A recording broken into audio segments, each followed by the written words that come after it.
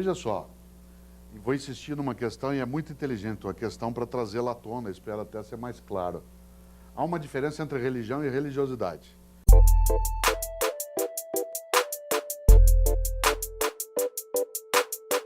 Religiosidade é o sentimento da espiritualidade.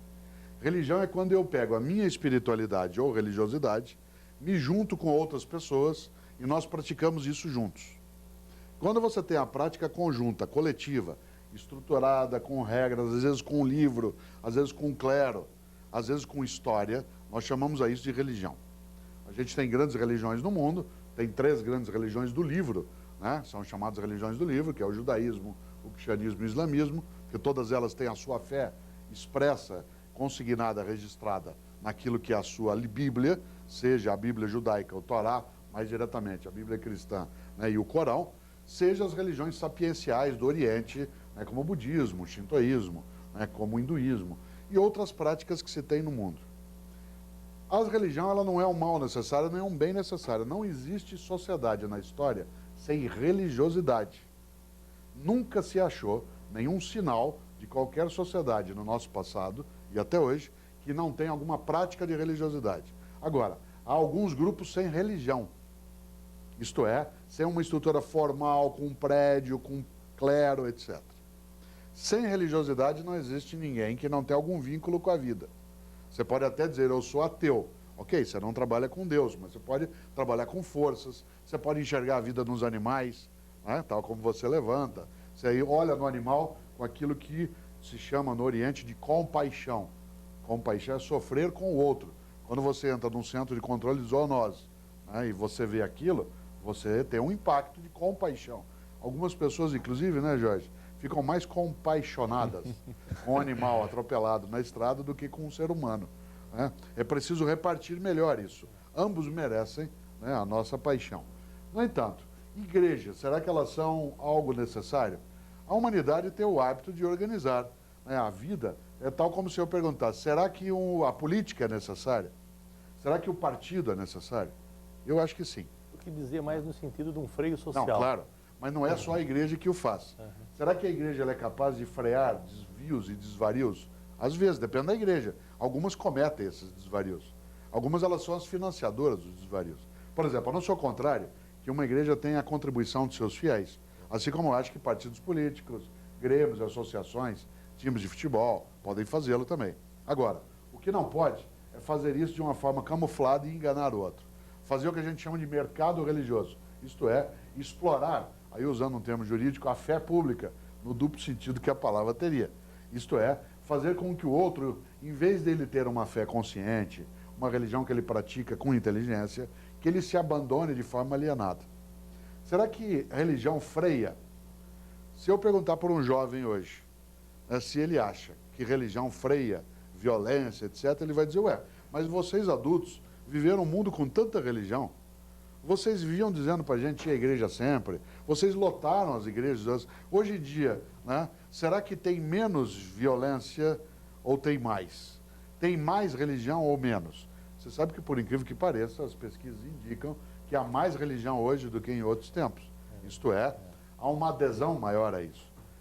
O Dostoiévski, para citar aqui um russo, né, dizia sempre, se Deus não existe, tudo é permitido. Afinal de contas, qual seria o freio moral e o freio ético para alguém que não achar que existe vida após a morte, castigo e benefício? Exatamente. Eu até sugiro, né, para quem nos assiste, que leia um ótimo livro, que não é esse que eu escrevi, esse é bom, mas não é ótimo como esse que eu vou citar. É um livro que é um diálogo entre Umberto Eco, que é um grande intelectual italiano, e o antigo cardeal de Milão, hoje ele está em Jerusalém, Dom Carlo Maria Marini. O livro se chama Em que creem os que não creem. Olha que palavra ótima. Em que creem os que não creem? Isto é, qual é a crença ética daqueles que não têm crença? Como é Humberto Eco, se coloca como um não religioso. Um diálogo entre um ateu e um cardeal é uma coisa belíssima.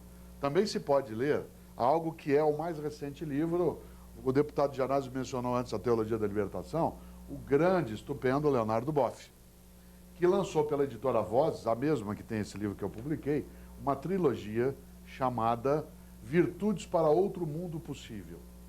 Ele é também dessa mesma linha da editora Voz, da coleção Vozes Nobres, Virtudes para Outro Mundo Possível. E ele fala de 3 grandes virtudes para a gente criar outro mundo: compaixão, comensalidade e hospitalidade. Cada livro trata de um deles. Por que eu estou dizendo isso? Uma igreja pode ajudar a frear os desvarios de uma sociedade. Uma igreja pode ajudar, inclusive, a promover esses desvarios. É preciso lembrar que a palavra fanático significa templo. Fanos, em latim, é templo. Fanático é aquele que pega a sua força religiosa e acha que só existe isso, que só ele pode fazer. O fanático no futebol, na política, na família, ele faz mal. Há um grande físico britânico que é ateu. Ele se chama Freeman Dyson. Ele vive ainda, é um grande parceiro do Stephen Hawking, que é aquele grande cientista que tem distrofia lateral, mas que é um homem com a cabeça privilegiada. E o Freeman Dyson conta o seguinte: quando ele era pequeno, em Manchester, a cidade dele na Inglaterra, ele andava um dia com a mãe dele de mãos dadas pela rua, e aí ele virou e fez uma pergunta ótima para ela. Falou assim: mãe, por que tem tantos tipos de igreja diferentes? E ele disse que a mãe deu uma resposta sábia. Falou: sabe o que é? É porque tem bastante tipo de gente diferente. Se Deus quisesse só um tipo de igreja, ele tinha feito só um tipo de gente. Ora, para um menino aquela resposta foi magnífica. Isso não o tornou alguém aderente à religião, mas foi suficiente para ele compreender o valor da diversidade, para ele compreender o valor da pluralidade da vida, para ele compreender que há muitos modos de ser humano. Mas a religião que escraviza, a religião que oprime, a religião que é oportunista, essa é uma religião que precisa ser combatida. Marcelo, só dentro desse tema ainda, complementando aqui, dentro dessa discussão toda, tem a velha frase, conhecida clássica frase do Marx, né, que a religião é o ópio do povo. Você concorda com isso? Quando Marx coloca essa discussão no século XIX, eu não tenho a menor dúvida de que ele estava certo. Naquele momento histórico. Sim. Não, e a frase continua. Né? Ele diz: a religião é o ópio do povo, ela é o lenitivo de quem não fala tem. Que é o coração de um mundo sem de um coração. mundo sem coração. No fundo, Marx está fazendo um elogio à religião, mas ele está combatendo aquela religião que oprime. Mas ele está elogiando a espiritualidade. Aliás, quando Marx morre, ele deixa com sua filha Jennifer uma série de perguntas que ele responde. Aquelas coisas de revistas antigas. Qual a sua cor preferida? Lá? Qual o prato que você mais gosta? E ele responde isso. Eu não vou dizer aqui agora para você, né, ir atrás e procurar. Isso está num livro, inclusive registrado, né, do Erich Fromm, aquele grande psicanalista, chamado O Conceito, né, de Essência Humana em Marx. Você tem lá isso. E, desculpe, o livro é outro, é o Marxismo e Humanismo. Né? E o Erich Fromm, ele trabalha isso. Mas ali a gente acha, e é perguntado ao Marx qual que é a sua frase preferida. A frase, a máxima preferida. E a máxima preferida dele é aquela clássica do Terêncio: tudo que é humano não me é estranho. Tudo que é humano não me é estranho. Se afeta alguém, me afeta. Desse ponto de vista, né, eu acho que o Marx está certo quando ele pensa nisso. A religião, ela pode ser sim uma forma de opressão, mas pode não sê-lo. Em vários momentos da história, várias religiões serviram para elevar a vida, para fazer com que se punisse aqueles que queriam a diminuição da capacidade vital. Por outro lado, como tudo que é humano, nós somos capazes também de fazê-la. Agora, quando que alguém grita? Rubem Alves tem um livro ótimo, chamado O que é Religião? Esse livro, O que é Religião, ele trata dessa temática e diz que um dia Marx, Freud, Nietzsche, grandes pensadores do século XIX, né, e uma parte no XX, como é o caso do Freud, eles escreveram sobre isso. Será que é preciso religião ou ela é só alienação? Não. Num livro que eu gosto até dele, eu até mencionei um pouco antes de nós começarmos esse diálogo aqui, eu falava contigo, Frei Beto e eu lançamos em setembro do ano de 2007 um livro pela editora Papiro chamado Sobre a Esperança, um Diálogo. É possível ter esperança hoje? Qual é a diferença entre esperança e expectativa? E entre desejo e vontade? Num mundo materialista, será que eu tenho só vontades ou eu tenho desejos também? Esse desejo é positivo ou não? Mas nesse livro, Frei Beto e eu conversamos sobre uma frase que Jesus de Nazaré, de acordo com os cristãos, ele disse, eu vou dizê-la aqui, e eu sempre que eu posso eu a repito. Pode ser que você não tenha religião, não precisa ter, mas a frase ela é de um impacto brutal. está lá, de acordo com os cristãos, no Evangelho de João, capítulo 10, versículo 10. Nós da educação gostamos disso porque é 10, 10. Né? Jesus teria dito, olha que frase forte, quero que tenhais vida e vida em abundância. Não é mini vida, subvida, menos vida. É vida em abundância. Veja que a frase tem um conteúdo político, porque ela não está no singular. Ele não diz, quero que você tenha vida. Ele diz, quero que tenhais vida e vida em abundância. Ora, uma religião, seja ela qual for, como o budismo, que prega a compaixão, como o hinduísmo, que prega a capacidade de acolher o outro como outro, como o cristianismo, que prega o abraçar da pessoa, de você ter a vida em abundância, ela pode até ser o coração do mundo sem coração.